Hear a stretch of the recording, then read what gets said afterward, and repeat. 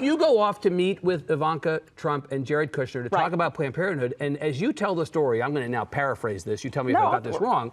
Or I'll tell the story. You tell the story. Okay, you tell the story. Yeah. Good. No, well, you seem reluctant. I don't want to get out. No, not a bit. No, basically, I'd gotten news from, or kind of through an intermediary, that Ivanka Trump wanted to talk about Planned Parenthood.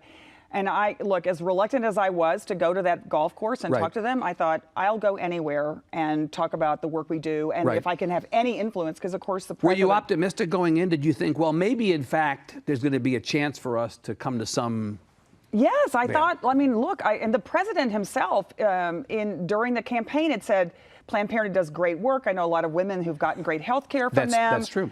All this, and yet we're going to defund them. And so I thought, well, there's something there that they know about Planned Parenthood. So I told him, I said, look, we are doing amazing work, and also all the money that you're talking about defunding has nothing to do with abortion. This is money that actually goes for cancer screenings. It goes for birth control. It goes for all the preventive care.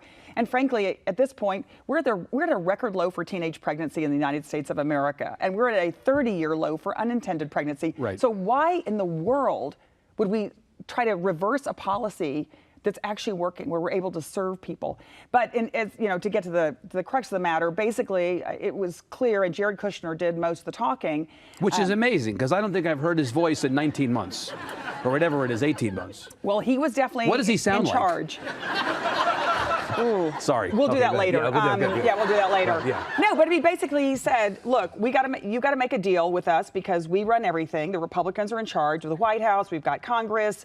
Kind of like, we're making a deal. In fact, I say in the book, I think he thought Kirk, actually, my husband, worked for Planned Parenthood, like it was a family business or something. And he said, and here's the deal. I just want, if you all will quit providing abortion services to women in America, and maybe we could just have that in a headline, then we'll make sure you get money. I'll talk to Paul Ryan. And I was like, well, that is not going to happen. I said, look, we desperately Did he really think you were going to go, oh...